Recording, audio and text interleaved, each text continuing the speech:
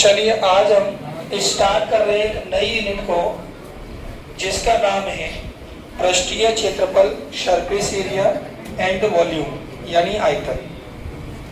इसमें हम पूरे सवालों को लगभग सॉल्व करेंगे और अच्छा अपना जो टॉपिक है इसके अंदर तो उसे आपको समझना है। 12.1 के अब आज पहले सवाल को करेंगे।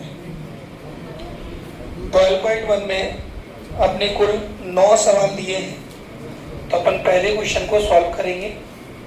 तो समझिए क्वेश्चन को। सबसे पहले दो घनों जिनमें से प्रत्येक का आयतन 64 सेंटीमीटर क्यूब है, वॉल्यूम दिया आपको, के संलग्न फलकों को मिलाकर एक ठोस बनाया जाता है। इससे प्राप्त घनाभ का पृष्ठीय क्षेत्रफल ज्ञात करो। यानी दो क्यूब हैं, उनको मिलाकर एक क्यूबॉइड बना दिया है और फिर कह रहे हैं दोनों घन मिल गए और दोनों मिलने के बाद एक क्यूबॉइड बना है, उसका आपको सरफेस एरिया निकालना है। तो देखिए पहला क्यूब बना रहा हूं मैं नीचे।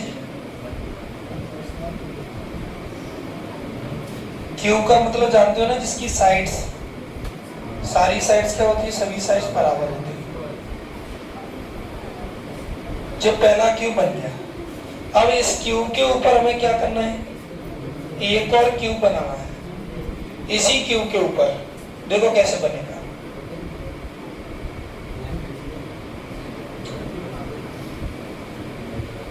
बराबर देखो लेंथ, जितना इतना बड़ा है उतना ही जो होना चाहिए। क्या बड़ा हो गया थोड़ा सा?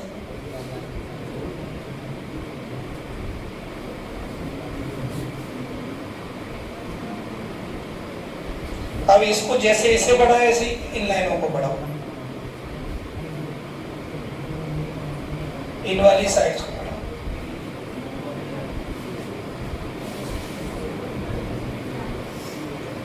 और इन्हें आपस में इधर से छोड़ दो।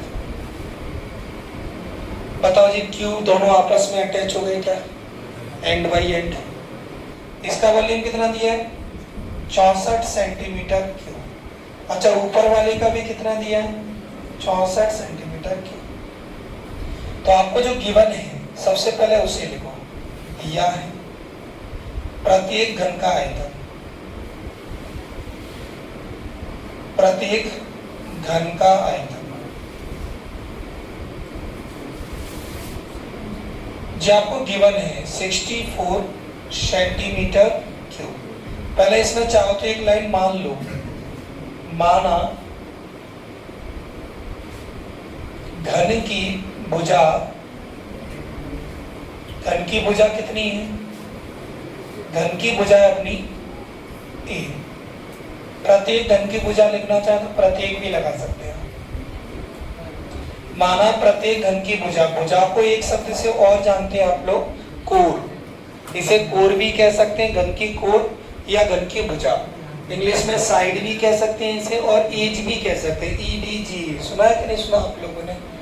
तो दोनों तरीके से इसे लिखा जा सकता है। तो मैंने लिखा लेट साइड, ईच साइड या साइड ऑफ ईच क्यूब। तो उसे मैंने ए मान लिया। अब ये गिवन है आपका, इधर थोड़ा समझिए, उसके बाद करना आराम से। Volume of each cube, each cube का वॉल्यूम कितना गिवन है आपको, 64 सेंटीमीटर क्यूब। आप यहाँ पर बताओ, कल मैंने तुम्हें पढ़ाया होगा फॉर्मूले में, क्या वॉल्यूम ऑफ क्यूब क्या होता है? मिस्टर तुम बताइए, घन का आयतन क्या होता है? बताओ जल्दी से, मुझे पता है राहुल, बताओ जल्दी फटाफट से। घन का आयतन हिंदी भी लिखिए, इंग्लिश भी लिखिए।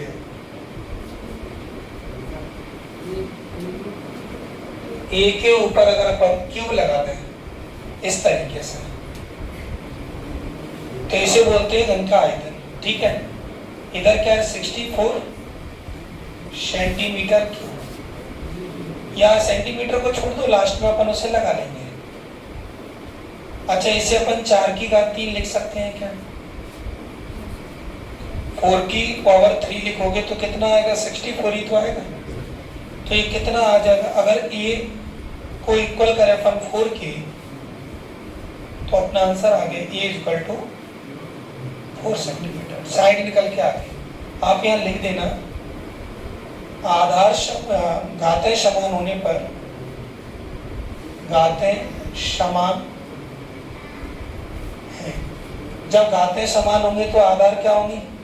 समान होंगे। इंग्लिश में पावर्स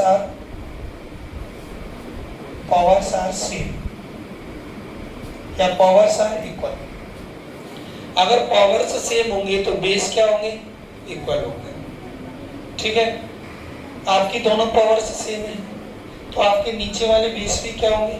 सेम होंगे। तो ए की वैल्यू कितनी आ गई? 4 सेंटीमीटर आ गई। अब मुझे एक बात बताओ, जे भी 4 सेंटीमीटर होगी, ए भी 4 सेंटीमीटर होगी, ए भी 4 सेंटीमीटर होगी, तो चेंज कहाँ पर आया? केवल 4 सेंटीमीटर ये, 4 सेंटीमीटर ये, तो बताओ इसकी हाइट बढ़ गई। केवल क्या बढ़ गई? हाइट। जो हाइट पहले 4 थी, अब हाइट कितनी हो गई? 8 हो गई। बाकी सब चीजें चेंज नहीं हुई। देखो जे भी 4 है, इधर भी 4 है, इधर भी 4 है, यानी इसकी ब्रीथ तो 4 ही रहेगी। ब्रीथ मतलब चौड़ाई है ना, नीचे का पार्ट चौड़ाई। और जो अपनी हाइट बढ़ गई उसकी, जिसे अपन बोल रहे हैं ऊंचाई कह सकते हैं, लंबाई कह सकते हैं। इसे अगर ऐसे हाइट मानोगे ऐसे में तो जो हाइट होगी, ठीक है ना, लंबाई कह सकते हैं आप पूरी। ठीक है, पूरे कंप्लीट यहाँ से इसे लेंथ भी कह सकते हैं आप, या ऐसे हाइट कह सकते हो। एक साइड बढ़ी आपकी, या तो हाइट बढ़ा दो या लेंथ बढ़ा दो। तो अपन सबसे पहले लिखेंगे अब नाव, घनाव की या प्राप्त घनाव की लंबाई को बढ़ाऊंगे, ऊंचाई को बढ़ाऊं? बताओ। लंबाई बढ़ाओगे तो लंबाई कितनी हो जाएगी? एक तो ये वाली 4 और एक ऊपर की 4, तो कितना हो गया? a प्लस a, मतलब 4 प्लस 4, टोटल कितना हो गया?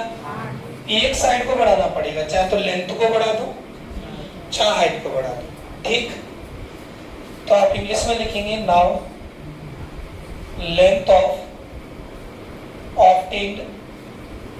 देखना ऑब्टेन्ड लिखा है क्या उसमें? Obtained cuboid.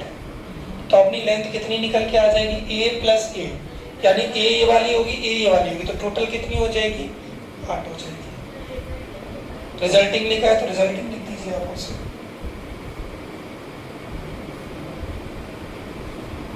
Resulting cuboid.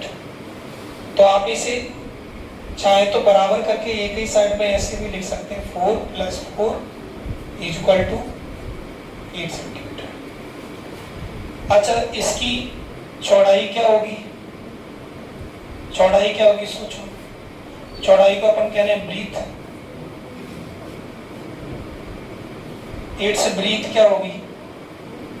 Breathe होगी सर ए ही होगी वो, और वो किसके बराबर होगी? 4 सेंटीमीटर। एक चीज और इसमें तथा इसकी ऊंचाई, अगर ऊंचाई को 8 मान लोगे तो आपको लंबाई कितनी रखनी पड़ेगी? फिर आपको लंबाई 4 ही रखनी पड़ेगी। तो ये कितना आ जाएगा अपना ए, ये भी कितना? 4 सेंटीमीटर। समझ में आ गया यहाँ तक कि नहीं? अच्छा, एक साइड बढ़ेगी, चाहे तो आप हाइट को बढ़ा दो चाहे आप लेंथ को बढ़ा दो। तो मैंने लेंथ को बढ़ा दिया, कितना कर दिया? 8 कर दिया। लास्ट लाइन, आपको लास्ट लाइन लिखनी है, सही खत्म, फॉर्मूला लगाना है। अतः प्राप्त, हिंदी मीडियम वाले चेक करो क्वेश्चन में प्राप्त लगा है क्या लिखा है, या इस प्रकार प्राप्त कैसे लिखा है? लास्ट में अतः प्राप्त घनाव, या इस प्रकार प्राप्त घनाव का पृष्ठीय क्षेत्रफल। पृष्ठीय क्षेत्रफल क्या होता है? इसका क्षेत्रफल का फॉर्मूला S बराबर क्या होता है formula? 2L plus B, L into B plus B into H, H into L। होता है कि नहीं होता? LB BH HL। इंग्लिश में क्या लिखेंगे इसे? 10 सरफेस एरिया लिखा है क्वेश्चन में, चेक करो। 10 surface area of resulting cuboid resulting cuboid का एरिया इससे निकल के आ जाएगा आपका।